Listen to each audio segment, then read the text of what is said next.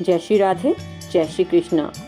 कलयुग में यदि भगवान की प्राप्ति करनी है तो सबसे सरल तरीका है भगवान का नाम जाप, क्योंकि कहा गया है कलयुग केवल नाम आधारा, सुमिर सुमिर नर उतरे ही पारा। जितना सतयुग द्वापर त्रेता में जब तप हवन योग यज्ञ करके भगवान की प्राप्ति करना मुश्किल था, उतना ही सरल कलयुग में भगवान का नाम जप करने से भगवत प्राप्ति हो जाती है। कलयुग में अनेक ऐसे भक्त हुए हैं जिन्होंने केवल नाम जप के बल पर ही भगवान को प्राप्त कर लिया है। ऐसे ही एक भक्त थे भक्त सैन जी। भक्तों की महिमा अनंत है। हजारों ही ऐसे भक्त हैं जिन्होंने परमात्मा का नाम जप करके भक्ति करके संसार में यश कमाया। ऐसे ही भक्तों में सैन भक्त जी का भी नाम आता है। वह जाति से नाई थे। सैन जी के समय भक्ति की लहर का जोर था। भक्त मंडलियां काशी व अन्य स्थानों में बन चुकी थी। भक्त मिलकर सत्संग किया करते थे।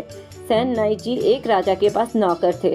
वह सुबह जाकर मालिश व मुट्ठी चापी किया करते थे। एक दिन संत आ गए।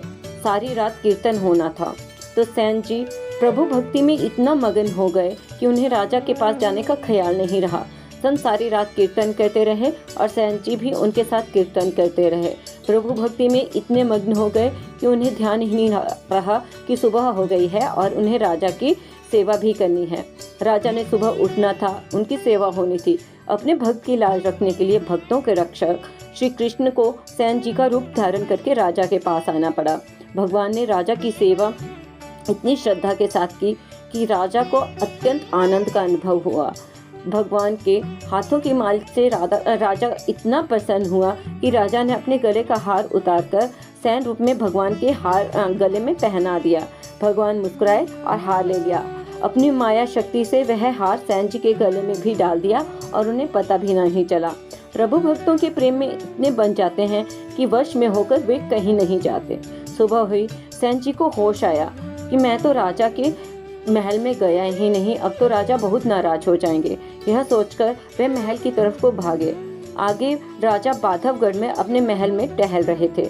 उन्होंने स्नान करके नए वस्त्र भी पहन लिए थे।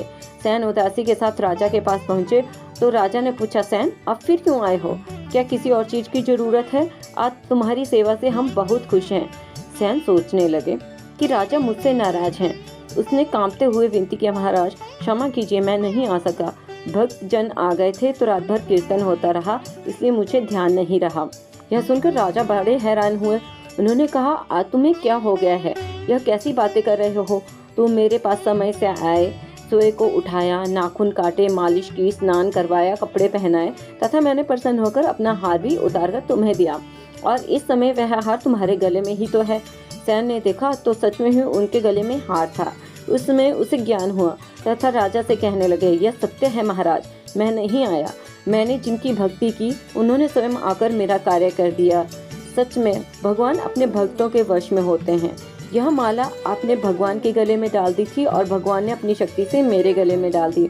यह तो प्रभु का सचमुच में चमत्कार है। यह सुनकर राजा बहुत हैरान हुआ और वह सैन जी के चरणों में नतमस्तक हो गया। भक्त कहने लगा, भक्त जी अब आपको राज्य की तरफ से खर्च मिलेगा और आप बैठकर भक्ति किया करेंगे। अब से आप मेरी सेवा नहीं करेंगे। ऐसे थे सैन भक्त नाई जी। भक्तों, आपको यह इन भक्त की गाथा कैसी लगी? यदि आपको पसंद आई तो कृपया इस वीडियो को लाइक करें, शेयर करें और ऐसी ही अनेक भक्तों की गाथा सुनने के लिए हमारे चैनल को सब्सक्राइब करें। जय श्री राधे, जय श्री कृष्ण।